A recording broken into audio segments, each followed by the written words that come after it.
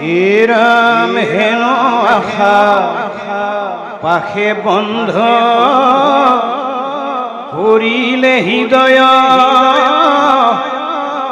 কাছতেনে দেখয়ন্ত কাকো ৰাজাশয়। ইমানকণ সময়লৈকে এটা বিষয়ৰ ওপৰত পৰীক্ষিত কৈ থাকিব লগা হৈছে। কিন্তু মনত ৰাখিব বাপ বান্ধৱ মাই মাতৃসকল, 12 হাত জালৰ 13 হাত ফটা, ভাল মাৰিলি বাপৰ বেটা। ঠাকুৰ এটাই ফকৰা লিখিছে, 12 হাত জালৰ 13 হাত ফটা, ভাল মাৰিলি বাপৰ বেটা।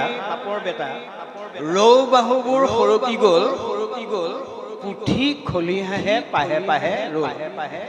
এয়া পৃথিৱীয়ে আজি হাঁহিছে, মানে পৃথিৱী ইয়াতে থাকিব, কিন্তু ইয়ালৈ অহা ৰজা মহাৰজা যিমান আহিছিল এইবিলাক আহিল আৰু গুচি গ'ল। কি থাকিল?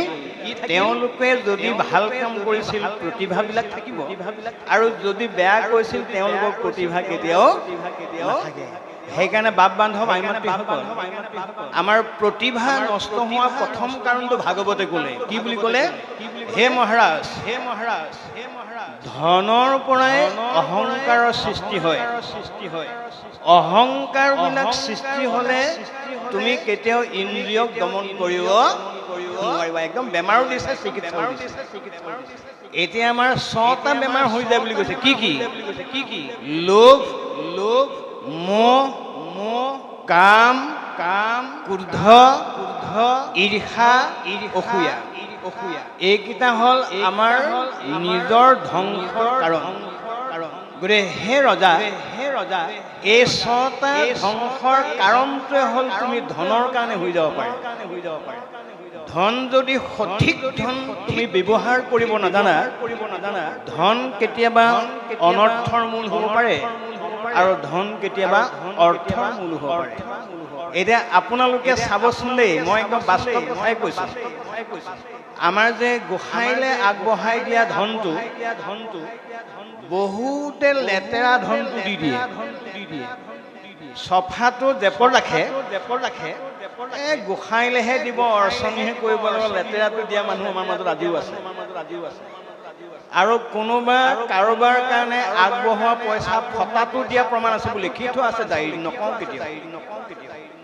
ফটা গীতা দিছে ভকত শুশ্ৰূষাত, আৰু একদম নতুন গীতা ৰাখিছে। এতিয়া মনত ৰাখক, নতুনেই থাকক বা পুৰণিয়ে থাকক, ধন কেতিয়াও আপুনি ৰাখিব। ধন আপোনাৰ অলপ সময়ৰ কাৰণে আপোনাৰ ধন, খৰচ কৰি দিলে আপোনাৰ পৰা ধন গুচি গ'ল। সেইকাৰণে ভগৱান কৃষ্ণ অৰ্জুনে গীতাত প্ৰশ্ন কৰিছে যে সখী, আপুনি ঈশ্বৰ হয়নে নহয় মোৰ আজিও সন্দেহ থাকিল। বোলে কি সন্দেহ থাকিল? বোলে কাৰোবাৰ খুজিলেই দি থাকে, আৰু কোনোবাই ইমান কষ্ট কৰিলেও নিদিয়ে কিয়? আপুনি প্ৰশ্ন কৰিলে।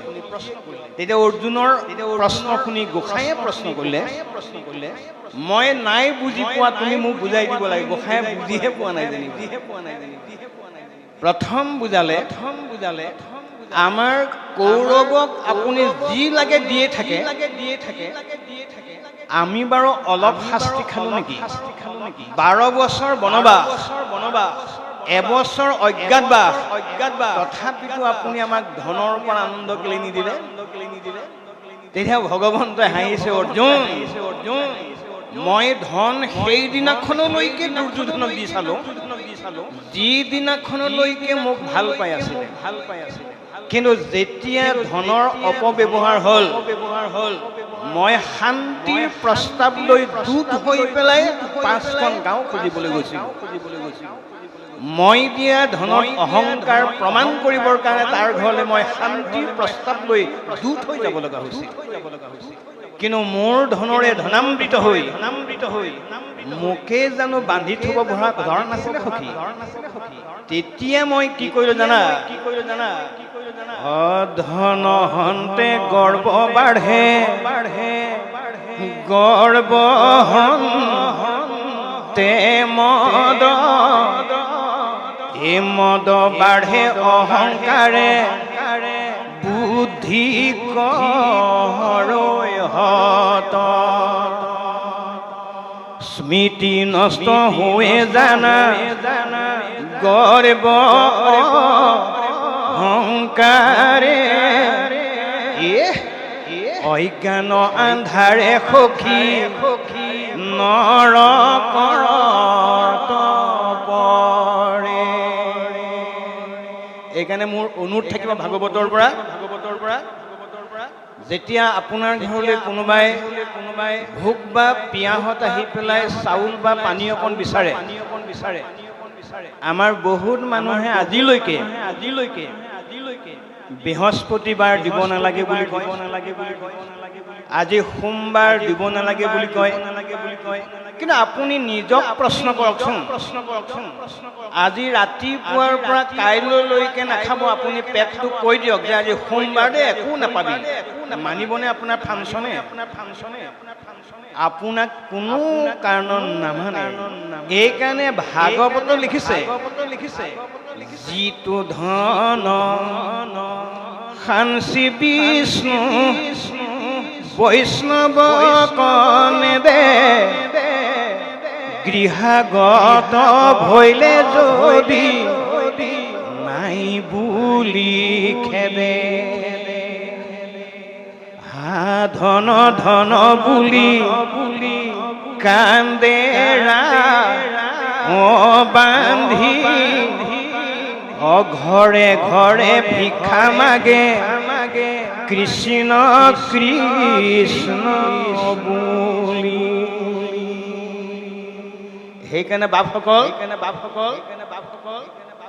আমাৰ নামঘৰ মণিকূটটো দি দিম বুলি কোৱা মানুহ বহুত আছে।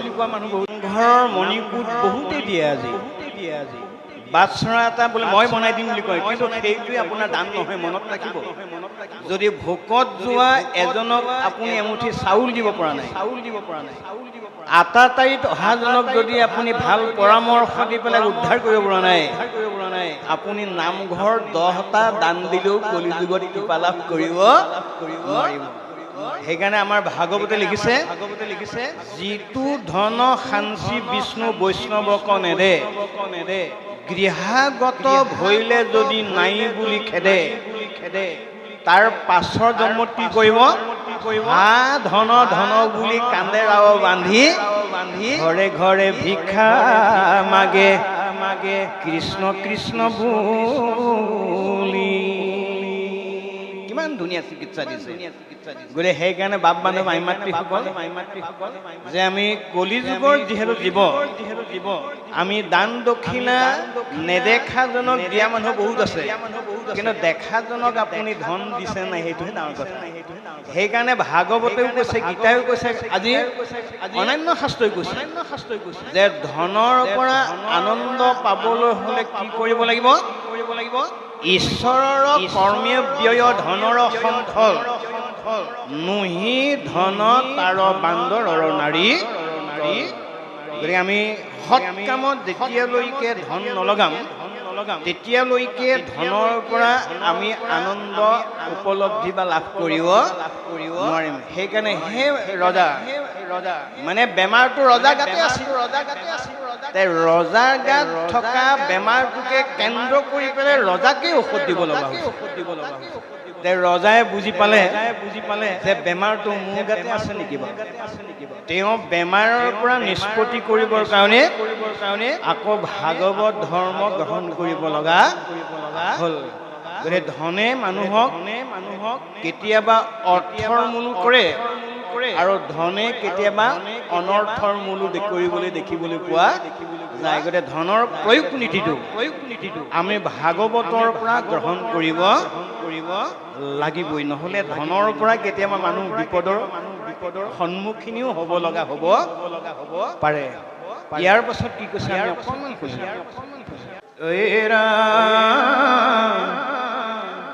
ৰাজমন্ত্ৰী হ'ব ৰিবে পাছে, অন্ন সবে দেৱ সেৱক মাত তো আছে হিৰামি গজবাজি প্ৰজা বৈশ কৰি লক্ষ্যে লক্ষ্য জিনিবে পাছত যত আশ্ৰয় বিপক্ষ মোতে খাটিবে ক যত নিপতি মহন্তে ভাইব পৃথিৱীত হবে সাগৰ প্ৰযন্ত্ৰে এৰা যেন আশা পাখে বন্ধ কৰিলে হৃদয় এই কাছত নেদেখে অন্ত কাকুৰা যাচয় কৃষ্ণ কৃষ্ণ হে ৰাম চিন্তিলে মাত্ৰ নিশি জিলম ৰথ আলোচন্তে কত ৰাজা গৈল পথ হে ৰাম কৰিলে যিটো খাতু দৃপয়োধিকাৰ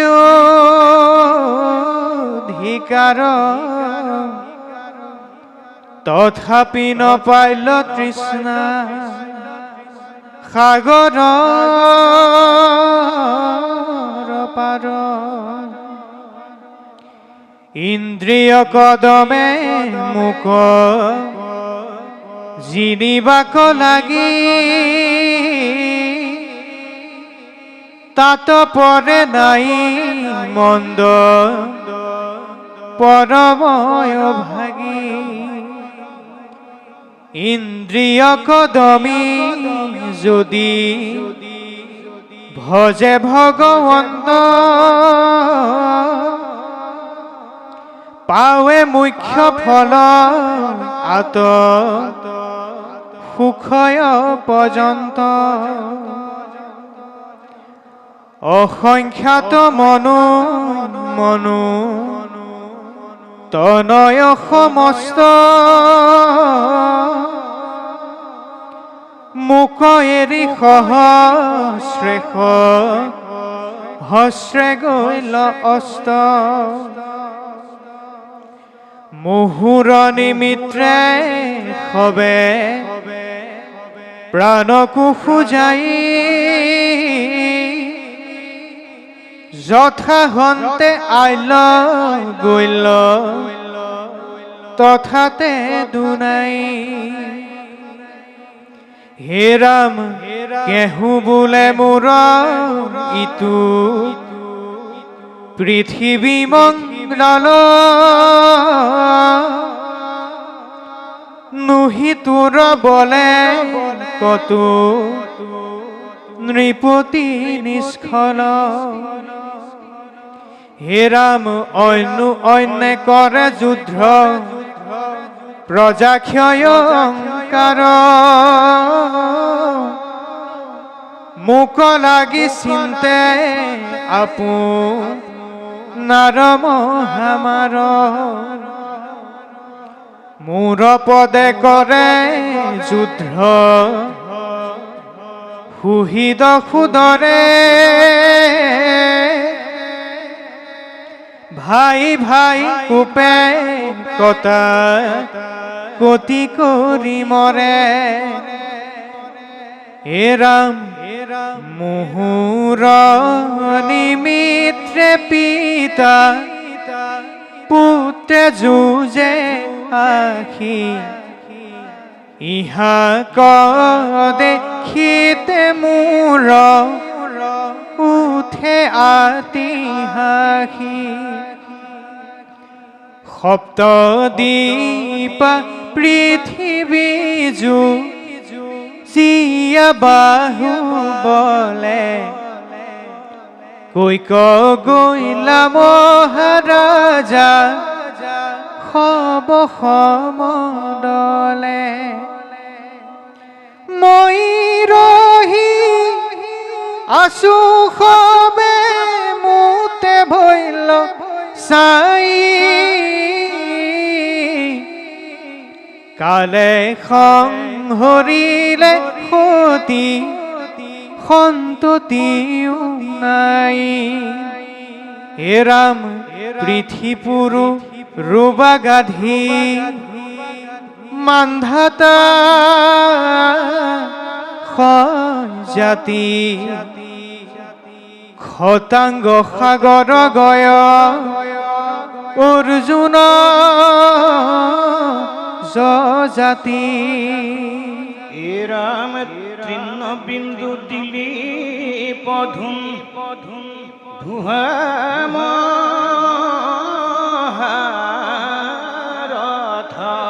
শান্তনু নৈষধ নৃগ নহুষ কাতকুথ হে ৰাম সত্যজিত যুজনাথ অযদ শৰথ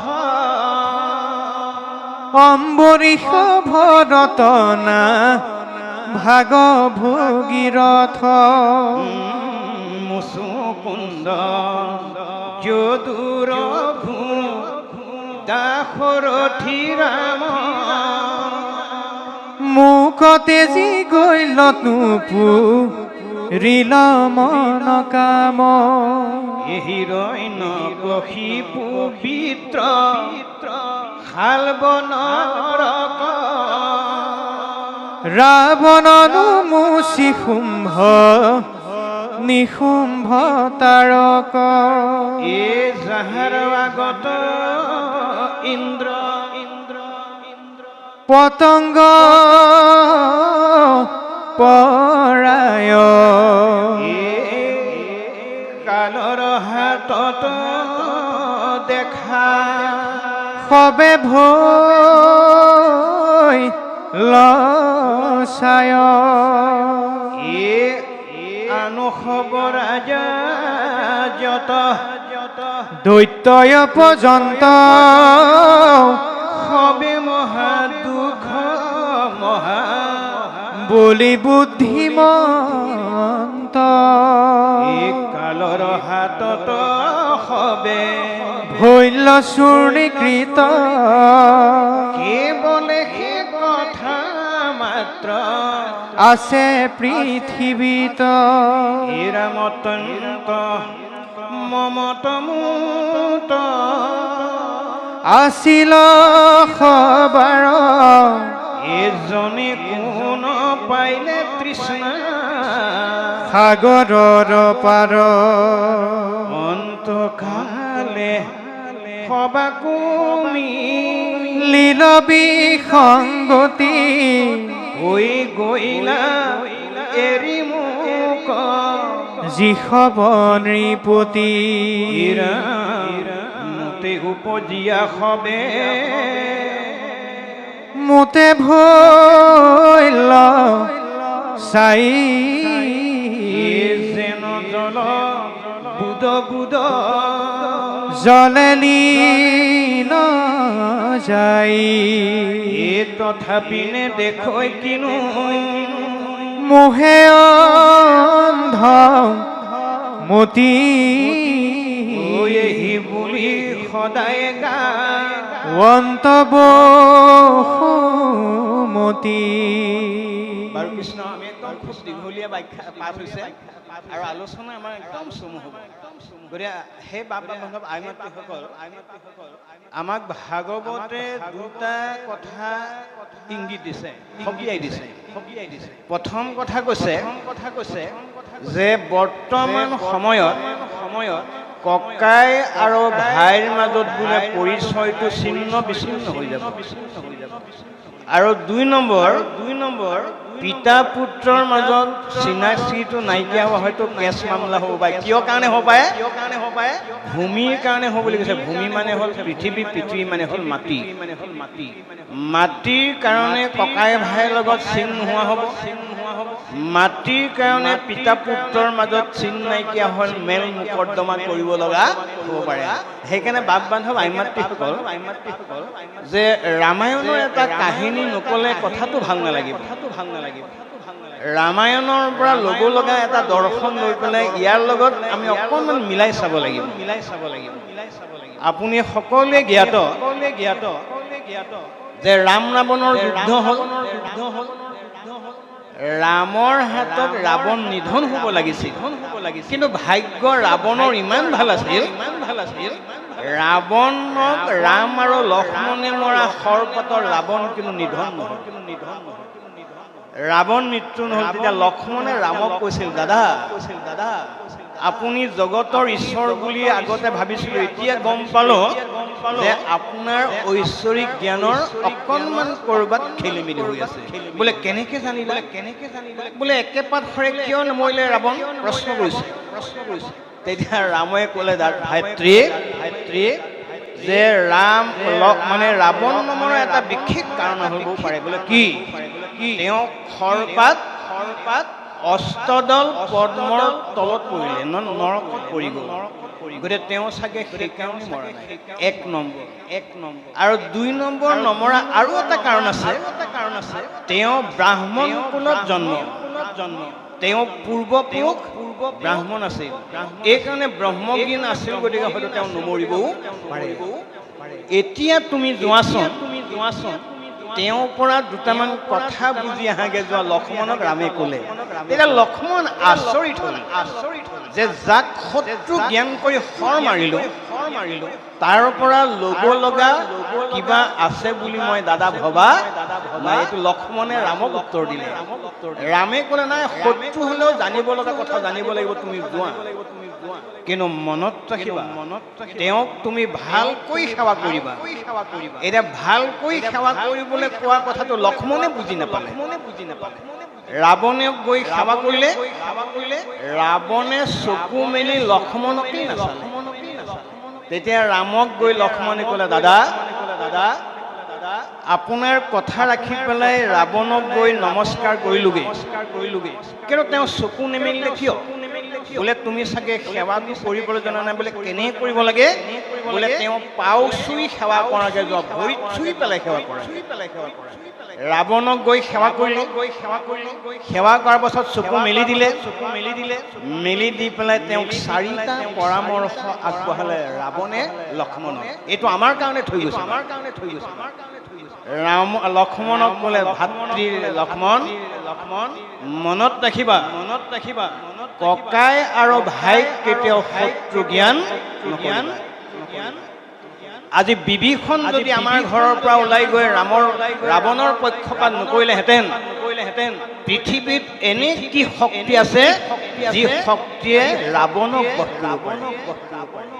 ৰাৱণক কথা বাদেই মেঘনাথৰ দৰে বীৰকো ৰামে বধ কৰিব নোৱাৰিলেহেঁতেন যদি বিভীষণে তাত পক্ষ নল'লেহেঁতেন গতিকে হে বাপ বান্ধৱ আইমাতৃসকল ককাই ভাই মৃত্যুৰ সময়ত শ্মশানলৈ নিবলৈ কাৰণে ককাই ভাইৰ প্ৰয়োজন নাই তেতিয়া ককাই ভাই নহ'লেও তালৈ গুচি যাব কিন্তু জীৱনটোতে আপোনাক সহায় সহযোগিতা দিহা পৰামৰ্শ কৰিবৰ কাৰণে আমাৰ ককাই ভাই প্ৰয়োজন আছে গতিকে সেইকাৰণে ৰাৱণে কৈছিল যে কোনো কাৰণত কাহানিও ককাই ভাইক শত্ৰু জ্ঞান নকৰিবা এয়া হ'ল লক্ষ্মণক দিয়া নৈতিক জ্ঞান এয়া আমাৰ মাজত হৈ আছে মই একদম ভাষণটো চমু কৰিবলৈ বিচাৰিছোঁ গতিকে সেইকাৰণে বাপ বান্ধৱ আইমাতৃসকল ককাই ভাইক কেতিয়াও শত্ৰু জ্ঞান নকৰিবা কিয় আমাৰ মৃত্যুৰ সময়ত ককাই ভাইৰ প্ৰয়োজনতকৈ জীৱনটোতে প্ৰয়োজন আছে আমাৰ তেনেকুৱাও দেখিবলৈ পোৱা গৈছে পিতৃ বিয়োগৰ পাছত ককাই ভাইক চুবলৈ নিদিয়ে, এজনে কাণত লৈ গৈছে বোলে নাই এহেঁতক চুবলৈ নিদিওঁ। তেনেকুৱা ককাই ভাই কি প্ৰয়োজন আছে? গতিকে সেইকাৰণে ককাই ভাই আমাৰ ভাতৃত্ব প্ৰেম বোধৰ কাৰণে ককাই ভাই, বিপদ আৰু আপদৰ কাৰণে জীৱন্ততে ককাই ভাই, দহা কাজ পাতিবৰ কাৰণে পইচা দি পেলাই উদ্ধাৰ কৰিবৰ কাৰণে ককাই ভাই কোনো প্ৰয়োজন নাই। আমাৰ তেনেকুৱা ককাই ভাই এতিয়াও আছে। বোলে তাৰ ঘৰলৈ নাযাওঁ, মৃত্যু হ'লে গাখীৰটো মই আনি দিম আৰু এনেকে বুলি কোৱা ককাই ভাই আমাৰ মাজত আজিও আছে। কিন্তু আপুনি কাজিৰঙাৰ মাজুলীৰ দৈ খুৱাই দিলে আপোনাৰ ককাই ভাই ঋণটো খোজা কেতিয়াও নাযাব। সেই কথাখিনি ভাগৱতে আমাক সিদ্ধান্ত দিছে। আৰু আমি সেইকাৰণে ভূমি ইয়াতে থাকিব। মই আগত ফকৰাটো গাইছিলোঁৱেই যে 12 হাত ডালৰ 13 হাত ফটা, ভাল মাৰিলি বাপৰ বেটা, ৰৌ বাহুবোৰ সৰকি গ'ল পুতি কলিয়াই পাহে পাহে ৰুল। আমাৰ ইয়াতেই পৃথিৱী থাকিব, ইয়াতে আপোনাৰ ধৰণী গীতা থাকিব, কিন্তু আপুনি আমি ইয়াৰ পৰা গুচি যাবগৈ লাগিব। এইটো যদি সচাৰ্থত অনুভৱ হ'লহেঁতেন, আমাৰ মাজত দন কাজিয়া মেল মোকৰ্দমা হাই উৰুমি আমাৰ মাজত নাথাকিলে আমি বুজি নাপাওঁ যে এদিন আমিও ইয়াৰ পৰা গুচি যাবগৈ লাগিব। সেইকাৰণে ভগৱান কৃষ্ণই কৈছে, অৰ্জুন তুমি কোটি টকাৰ মালিকেই হোৱা বা দিন ভিক্ষাৰী হোৱা, তুমি আৰু ইয়াত কিন্তু জীৱন্ততে কেতিয়াও থাকিব নোৱাৰিবা, ইয়াৰ পৰা তুমি গুচি যাবগৈ লাগিব। এহি শৰীৰৰে কৰ্ম কৰৈ নানা। হে অৰ্জুন, এই শৰীৰৰ কাৰণে তুমি যিমানেই কৰ্ম নকৰা কিয়, এই শৰীৰটো তুমি এদিন ত্যাগ কৰিব লাগিবই। এই কথাটো যদি আমি সঁচাকৈ বুজিলোহেঁতেন, আজি জ্যেষ্ঠজনক কনিষ্ঠজনে কেতিয়াও গালি পাৰিব নোৱাৰিলেহেঁতেন, আৰু কনিষ্ঠজনে কেতিয়াও একেবাৰে শিশুসকলক বেয়া কথা ক'ব নোৱাৰিলে। আমি এদিন কনিষ্ঠ হ'ব লাগিব, এদিন যুৱক হ'ব লাগিব, এদিন বৃদ্ধ হ'ব লাগিব, এদিন বাৰ্ধক্য হৈ পেলাই এই সংসাৰৰ পৰা গুচি যাবগৈ। একে শৰীৰত বাইল বৃদ্ধ জৰা, হোৱে জানা পুৰুষৰ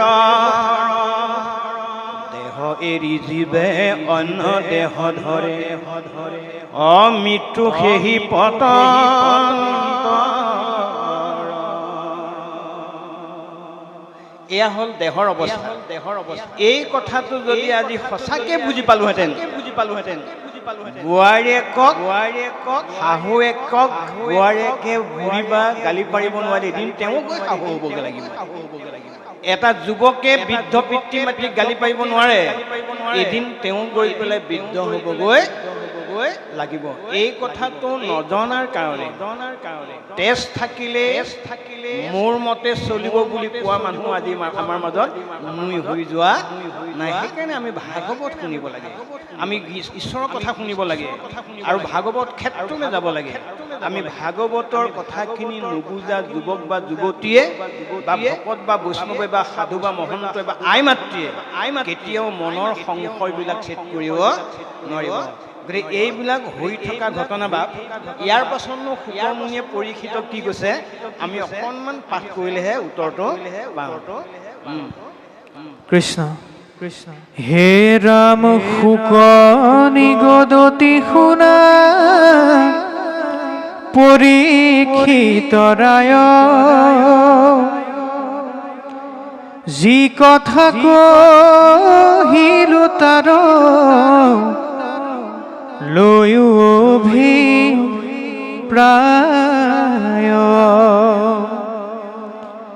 মহাৰাজা সবযশ কৰিয়া প্ৰখ্যাত, গল্য পৰ লোকতাক শুনিলা খাই খ্যাত। হে ৰাম ই কথা শুনিবে যাৰ আছে মহাভাগ, মিলিবে মনত তাৰ পৰম বৈ ৰাগ বিষয় সাৰয়াক জানিবে কচিতে কহিলু ধৰণী গীতা এহিহে নিমিতে এৰা ই হব কথাত যেবে এৰা অভিলাষ নুহি পৰমাৰ্থ ইটো বচন বিনাশ যাহাক শুনিলে হুৱে কৃষ্ণত ভকতি কহো পৰমাৰ্থ কথা শুনিও নৃপতি একান্ত ভকত হবে আতি প্ৰীতি ভাৱে উত্তম শ্লোকৰ গুণ যশ সদা গাৱে এটা সম্বাৰ সমীপত থাকি থিৰ চিতে ভৰিব কৰ্ণক কৃষ্ণ চৰিত্ৰ অমৃতে প্ৰতিনিতে সততে নিবে কৃষ্ণ যশ উপজীৱে তেবেশে কৃষ্ণত প্ৰেমৰ ৰস পৰম নিৰ্মল হৈবে কৃষ্ণত ভকতি কৈলো পৰমাৰ্থ তত্ৰ তোমাত নৃপতি যাহাৰ কৃষ্ণত হৈল ভকতি চল তাহাৰে খেছিল মনৰ মল এৰা হৃদয়ে দেখিবে যিটো ঈশ্বৰ মোৰ তিক ভাইবেক প্ৰসাদ মহা মুখ্যটো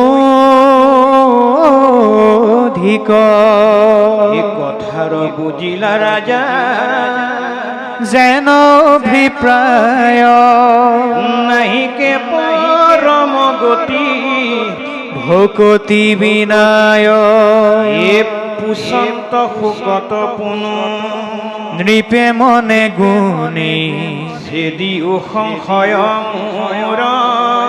মোৰ মহামুনি কলিৰ লোকৰ ধৰ্ম নাহিকে আচাৰ নিতে নিতে বাঢ়ে পাপ পৰ্বত আকাৰ কলিত পাতক লোক হৈবে জজৰিত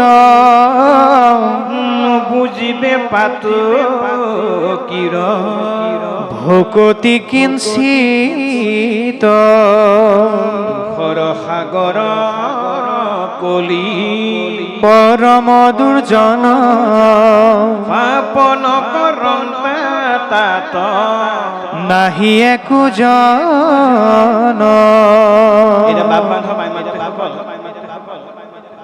ইমানকণ সময়লৈকে ৰজা পৰীক্ষিত পৰমাৰ্থ তত্ত্ব বা পৰমাৰ্থ জ্ঞানখিনি দিব লগা হ'ল এতিয়া আমি পৰমাৰ্থ জ্ঞান বুলি ক'লে বুজিবলৈ আমাৰ কেতিয়াবা অকণমান আউল লাগি যাব পাৰে এইকাৰণে মহাপুৰুষ মাধৱদেৱে ঘোষাত ইমান ধুনীয়াকৈ ইয়াৰ সম্পৰ্কে লিখিছে যে আত্মাক চিনি পাবলৈ হ'লে পৰমাৰ্থিক জ্ঞান লাগিব পৰমাৰ্থিক জ্ঞান চিন্তা কৰিবলৈ হ'লে আত্মা জ্ঞান কিন্তু লাগিব ৰাম পৰম দুৰ্বোধ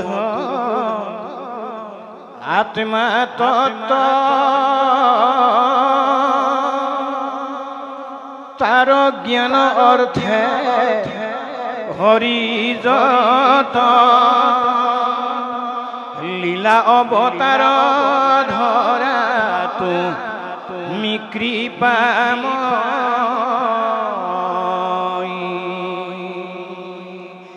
ভগৱান কৃষ্ণই আমাৰ দৰে মানুহক জ্ঞান দিবৰ কাৰণে অনন্ত ধামৰ পৰা কিমান বাৰ আহিছিল বুলি ক'লে বেদে কিন্তু সিদ্ধান্ত নিদিলে। কেৱল মহাপুৰুষ শংকৰদেৱে এটা সিদ্ধান্ত দিলে। কেইবাৰ আহিলে? 24 বাৰ। অসংখ্য অৱতাৰ ধাৰণ কৰিছে। তাৰ মূলত অৱতাৰ হ'ল 24 বাৰ, মানে 24 অৱতাৰ। মানে 24 বাৰ এই পৰম জ্ঞান দিবৰ কাৰণে আহিছে। চাওকচোন, এতিয়া প্ৰথম কি লৈ আহিছিলে ভগৱন্তই আমাক জ্ঞান দিবৰ কাৰণে? প্ৰথমে প্ৰণাম ব্ৰহ্ম ৰূপী সনাতন সৰ্ব অৱতাৰ কাৰণ নাৰায়ণ মৎস্যৰূপে অৱতাৰ ভৈলা প্ৰথমত উদ্ধাৰিলা বেদ প্ৰভু প্ৰলয় জলত। ভগৱান কৃষ্ণই প্ৰথম মানুহক জ্ঞান দিবৰ কাৰণে কি অৱতাৰ ধাৰণ কৰিছিল? মৎস্য অৱতাৰ ধাৰণ কৰিবলগা হৈছিল। এতিয়া মৎস্য অৱতাৰ ধাৰণ কিয় কৰিবলগা হৈছিল? বেদ আনি পেলাই বেদতনো কি আছে অন্তত মানুহে জানিবৰ কাৰণে তেওঁ মৎস্যৰূপ ধাৰণ কৰিছে। মৎস্যৰূপ ধাৰণ কৰি পেলাই বেদ আনিলে। দশম স্কন্ধ ভাগৱত বেদস্তুতি বেদ আনি পেলাই মানুহক দি দিলে। কিন্তু মানুহক দিয়াৰ আগতে কাক অধ্যয়ন কৰিব দিলে? ব্ৰহ্মাক দিলে। পূৰ্বতে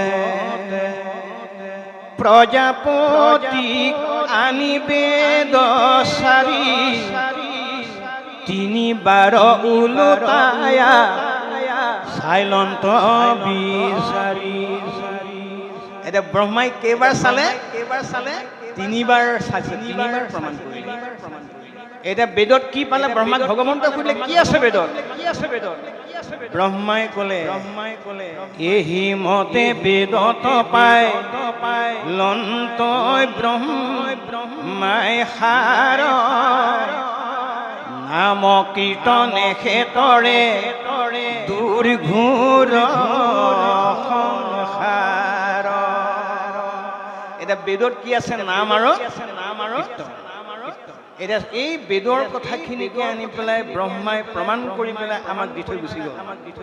এই বেদৰ পৰম তত্ত্বটো যি জানিলে ই আৰু পৰমাৰ্থ বা আত্মা তত্ত্ব জ্ঞান আৰু বেলেগে প্ৰয়োজন নাই। কি নাই?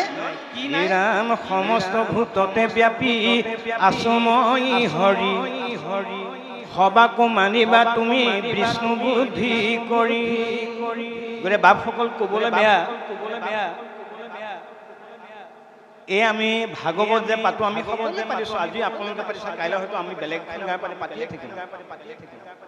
কিন্তু আমাৰ দিনত একদম হালধিও নিদিয়ে, তেলো নিদিয়ে। আমাৰ শুই থকা কাহিনী এইবিলাক।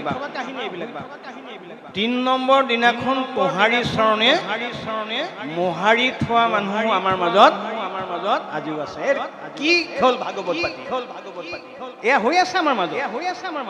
এইকাৰণে ভগৱান কৃষ্ণই অৰ্জুনক কৈছে যে নাম মাত্ৰ যজ্ঞ কৰে শ্ৰদ্ধা নাহি যাৰ শাস্ত্ৰ বিধি নাহি মাত্ৰ অহংকাৰ সাৰ যজ্ঞ কৰি যিটোজনে মদ্যঘেন কৰে তাতো পৰে কোনো পাপী আশ্ৰয় সংসাৰে। গতিকে আমাৰ অনুৰোধে থাকিব এটা, এইটো ভাগৱত গীতাৰ অনুৰোধে, মোৰ ব্যক্তিগত অনুৰোধ একো নাই ইয়াত। অন্তত এই ভাগৱতৰ 24 ঘণ্টা আগৰ পৰা আৰু ভাগৱত বা ভাওনা শেষ কৰা 24 ঘণ্টা পাছলৈকে আমি পাৰিলে হিংসা ধৰ্ম কৰিব নালাগে। পাৰিলে নকৰিলেতো বৰ ভাল আৰু কৰিব নোৱাৰিলেও 24 ঘণ্টাৰ আগত আৰু 24 ঘণ্টাৰ পাছত যাতে আমি হিংসাটো নকৰোঁ। ভগৱন্তৰ কৃপা পাবলৈ হ'লে আমি ভগৱন্তই বান্ধি দিয়া নিয়মো পালন কৰিব লাগিব। কিন্তু আমি নামানো নহয় বাপসকল, বহুতে আমি নামানো। সেইকাৰণে কি হয়, শুনাটো পৰমাৰ্থ তত্ত্বটো ঠিকেই শুনে, কিন্তু পাছত গৈ পেলাই পৰমাৰ্থ তত্ত্বটো গৈ পেলাই কৰবালে গুচি যায়। হে ৰজা, এতিয়া পৰমাৰ্থ তত্ত্বটো হ'ল 4টা অৰ্থ তুমি জানিব লাগিব। মই কোন, মই ক'ৰ পৰা আহিছোঁ, মই কি কৰিব লাগে আৰু মই ক'লৈ যাম। এই 4টা কথা যদি বাল্য এজনেও জানে, 4টা কথা বৃদ্ধ এগৰাকীও জানে, 4টা কথা যদি যুৱক এজনেও জানে, সেইজনেও ভগৱন্তৰ কৃপা লাভ কৰিব পাৰিব। মই কোন, মই ক'ৰ পৰা আহিছোঁ, মই কি কৰিব লাগে আৰু মই ক'লৈ যাম। এই 4টা জ্ঞান জনাজনকে পৰমাৰ্থ জ্ঞানী বুলি কোৱা হয়। গতিকে এই জ্ঞানকেইটা আমি অকণমান পাছলৈ থলোঁ। গতিকে অকণমান মনলৈ অনুভৱ কৰিছোঁ আমি যে 4টা প্ৰশ্নৰ উত্তৰটো আমাৰ হাতত আছে নাই। মই কোন, মই ক'ৰ পৰা আহিছোঁ, মই কি কৰিব লাগে আৰু মই ক'লৈ যাম। এই 4টা হ'ল পৰম জ্ঞান, ইয়াতকৈ আৰু জ্ঞান বিশেষ নাই। মই কোন, মই ক'ৰ পৰা আহিছোঁ, মই কি কৰিব লাগে আৰু মই ক'লৈ যাম। এই 4টা পৰমাৰ্থ জ্ঞান ৰজা পৰীক্ষিতে শেহতীয়াকৈ গম পালে যদিও তেওঁ কিন্তু গতি আৰু মুক্তি লাভ কৰিলে। তেওঁ এই কথাবিলাক হয়তো পোনপটীয়াকৈ নুবুজিলেও দেৰিকে বুজি পালেও কিন্তু ইয়াৰ পৰা আমাৰ লাভৱান হ'বই। ইয়াৰ পাছত ভাগৱতে কি কৈছে আমি অকণমান শুনি ল'ব লাগিব। কৃষ্ণ হে ৰাম দ্বাপৰ যুগৰ লোক হৈবে জ্ঞান ভস্ত, হে দুয়োপাদ ধৰ্মৰ অধৰ্মে ৰৈ নষ্ট। হে ৰাম শিকালৰ লোক ৰজ হত হৈবে প্ৰীতি,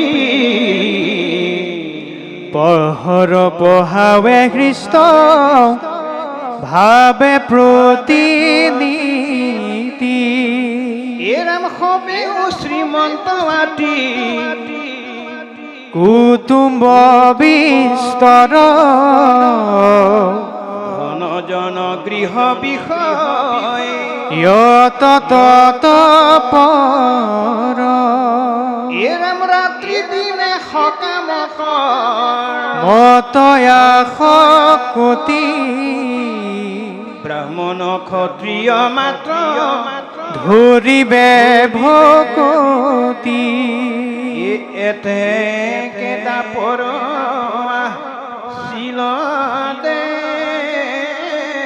সমান, ব্ৰাহ্মণ ক্ষত্ৰিয় দুয়ো উত্তম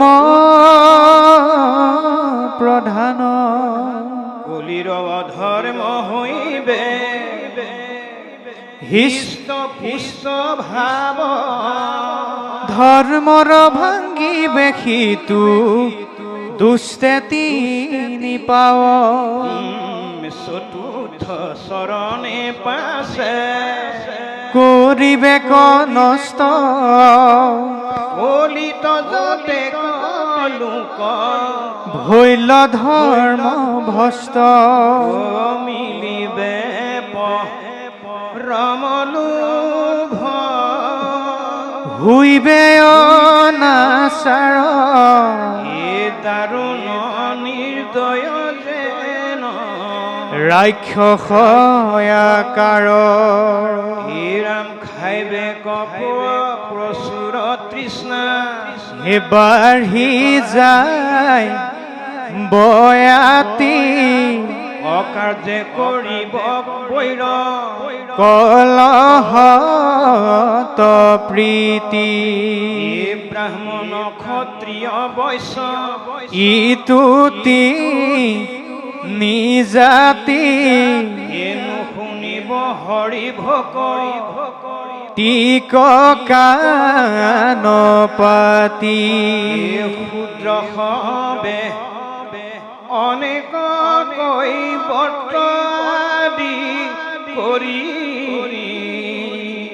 অন্ত্ৰজপ যন্ত ভোজি বেক মহাহৰি অপ্ৰয়াসে লোভিবই চৰমহা জ্ঞান এতেকে কলিত ক্ষুদ্ৰ কৈবত্ৰ প্ৰধান এ ৰাম যেখনে সাত্ৰিক হয় বুদ্ধিমল মতি এ জ্ঞানৰ তপত আতি হয় হয় ৰুতি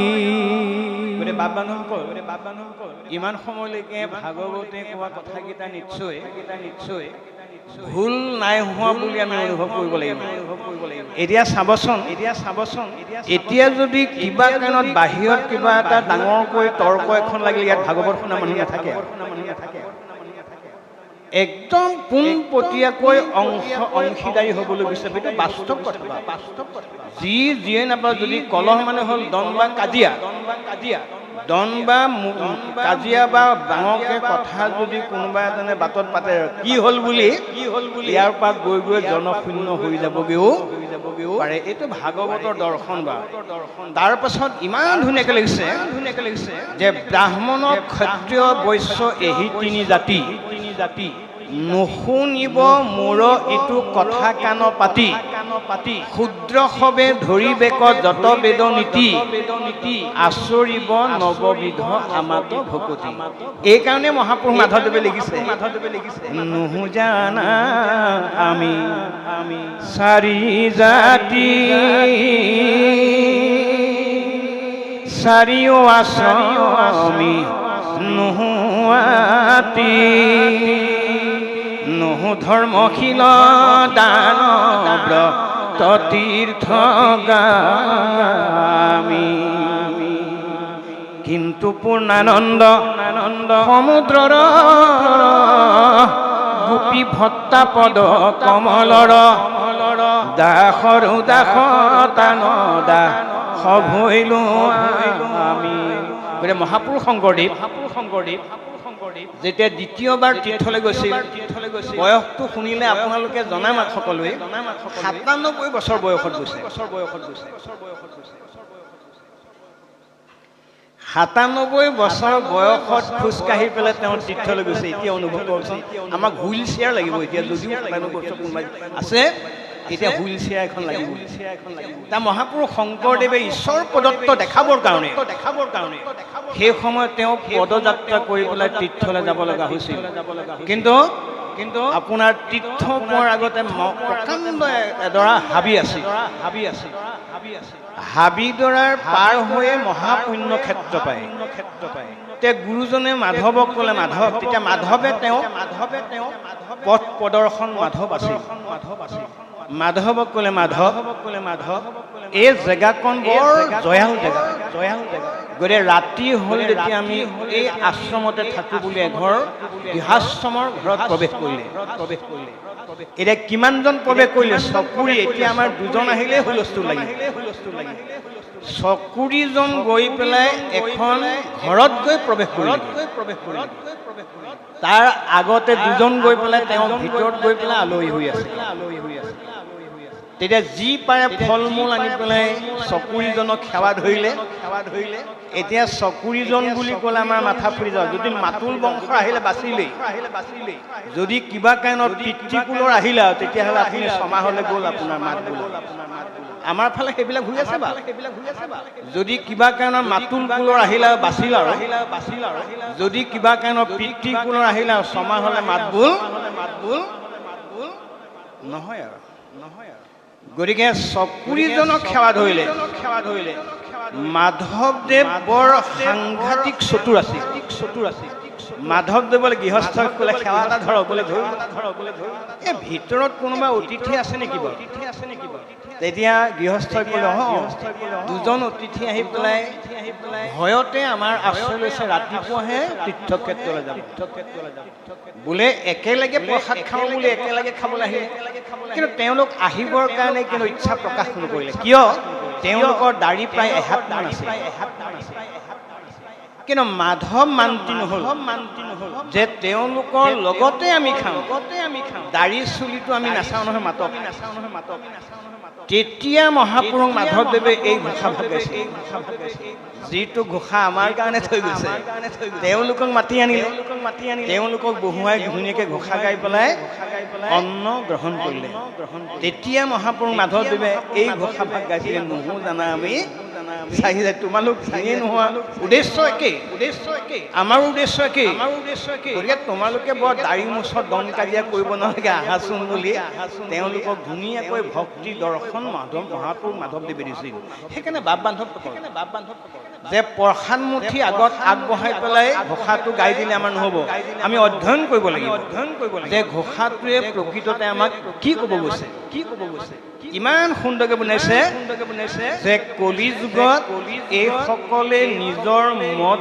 গৰ্বত গৰ্বিত হৈ ভগৱন্তক প্ৰাৰ্থনা নকৰিব ক্ষুদ্ৰ মানে অজ্ঞানী যিসকলৰ জ্ঞান শূন্য তেওঁলোকক অজ্ঞানী বুলি কয় যে অজ্ঞানীসকলেহে ভগৱন্তক পূজা কৰিব গতিকে এতিয়া আমি জন্মৰ পৰা আজিৰ তাৰিখলৈকে ভগৱন্তক কম বেছি পৰিমাণে প্ৰত্যেকে উপাসনা কৰে আমিতো উপাসনা নকৰাকৈ নাথাকোঁ কোনোবাই নিয়ম নীতি নাজানিলেতো এডাল জ্বলাই গতিকে এইটো দৰ্শনেৰে যদি চাওঁ আমাতকৈ অজ্ঞানী আৰু পৃথিৱীত আমি অজ্ঞানী ভাবিব লাগিব আমি অজ্ঞানী বুলি নভবা ভকত বা বৈষ্ণৱে কেতিয়াও ভগৱন্তৰ কৃপা লাভ কৰিব নোৱাৰে যেতিয়া আমি নামঘৰত প্ৰৱেশ কৰিছোঁ তেতিয়া ভকতসকলে ইমান ধুনীয়া বা ঘোষা গাইছে মোৰ সুন্দৰকৈ মনত আছে গতিকে ঘোষা ভাগ পৰিৱেশন কৰি নিজকে যেতিয়ালৈকে ভক্তি দৰ্শনে অজ্ঞানী বুলি নাভাবিম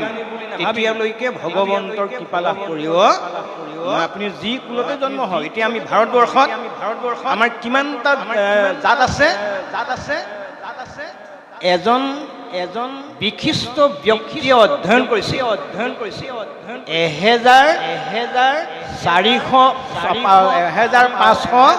1552টা ভাষা ভাষী মানুহে ভাৰতবৰ্ষত বাস কৰে এইকাৰণে ভগৱন্তক উপাসনা কৰাৰ নিয়ম প্ৰত্যেকৰে বেলেগ বেলেগ কিন্তু ঈশ্বৰ কিন্তু একেজনেই নিয়ম বেলেগ হ'ব পাৰে কিন্তু ঈশ্বৰ হ'ল একেজনেই গতিকে আমি ভগৱন্তক সেইকাৰণে কোনে কেনেকৈ পূজা কৰিছে নমস্কাৰ কৰিছে আমাৰ প্ৰয়োজন নাই এইকাৰণে মহাপুৰুষ শংকৰদেৱে ইমান ধুনীয়াকৈ বুজাইছে যে পৰৰ ধৰ্মক নিহীন শিৱা কদাচিত কৰিবা ভূতক দয়া সকৰুণ চিত হয়া শৌচ কৰা মন ভকত বৎসল এই তাকে বোলে ভাগৱত ধৰ্ম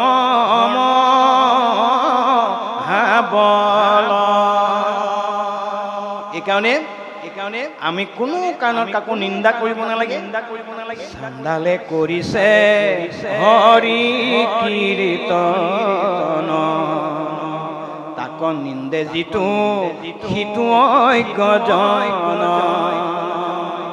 যে চান্দালেও যদি ৰাম নাম লয় আমি তেওঁলোকক বা তাত আমি নিন্দা কৰা অধিকাৰ কিয় নাই ৰাম জৈত নাম তৈতে কৃষ্ণ জানানিষ্ট কৰি নামৰ পাশক নাচা অন্ত দেৱ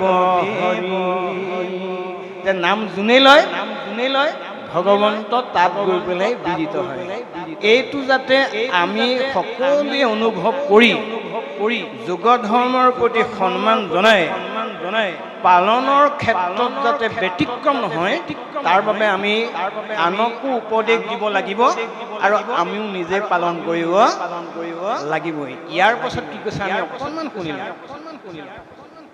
কৃষ্ণ কৃষ্ণ হে ৰাম দূৰ হয় কাম ক্ৰোধ ক্ৰোধ লোভ মোহ ছয় তেখনে জানিবা ভুল সত্যৰ উদয় যেখনে লোকৰ যখন সাত প্ৰীতি বাঢ়ে সকাম কৰ্ম কয়াতি মনুষ্য নাচৰে ৰজোগণ বিত্ৰী হাস্য হৰি সমিলিল তেখনে জানিবা ভুল তেৰাৰ ত্ৰেতাৰ উদয় যেতি ক্ষণে মিলে লোভ দম্ভ সমান দেশয় সন্তোষ ৰোগ মোহয় অপমান হে ৰাম কৰে কাম কৰ্ম ৰজু তব বিতৃষয় তেখনে জানিবা ভুল দ্বাপৰ উদয়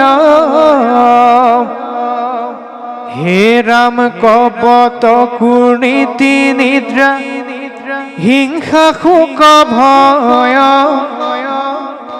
দিন দুখ বিষাদত মখ বিতৃষয় পাপৰ পথক লাগি মন যায় তুলি তেখনে জানিবাসি পাইলে পাপি কলি কহু কলি যুগ দুনাই শুনিও নৃপতি নকৰিবে দুষ্ট কলি কোননো সংগতি হইবে মলমতি একো নাচৰিবে পুণ্য পাৰিবে বিস্তাৰ খাইবে কিন্তু ভাগ্য শূন্য আতি দিন সুখী বিদ্ৰ নুহিবে পশুৰ তথাপি পাতকি লোক হইবে কামাতুৰ বৈশ্যাসম হইবে নাৰী সমস্তে সতী পৰপুৰুষ গজাইবে তেজি নিজ পতি হইবে কপচুৰ চোৰ ডকাইত কলিত পাখন্দে কৰিবে বেদ পথক দূষিত পাখন্দৰ মুখত শিবে ধৰ্ম জ্ঞান কলিত কৰিবে পাখন্দক বহুমান আন একো জীৱিকা ৰাজায়ে নজানে প্ৰজাকে খাইব চিন্দি ধনৰ নিজানে এৰিবে কদ্ৰিজে জাতি ধৰ্ম নিৰন্তৰ স্থি ধন দ্বৈত মাত হইব তলপৰ কুটুম্বী গৃহস্থ খবে ধৰিবে কবে চলে ভিক্ষা মাগি ভমি বেক দেখ দেখ বনস্থয় পশ্চিখবে বনস্থত পশ্চিখবে হইব গ্ৰামবাসী মহাধন লোভী হইবে যতে কন্যাসী নাৰীৰ স্বভাৱ কহো শুনা পৰীক্ষিত কলিত বহুত হইবে বেচাৰ চৰিত লাজ কাজ এৰি আশ্ৰয় ভাবে মহাক্ৰূৰ হইবে সুত কায়া খাইবে পাৰিবে পশুৰ হে ৰাম সততে কতুৰ বাক্য বুলিবে অসত্য কপট নেৰিব হইব অনেক অপত্ৰ পৰম নিৰ্ভয় ভাৱ পুৰুষতো ধৃত নাহিকে নাৰিত পৰে মহাসাহসিক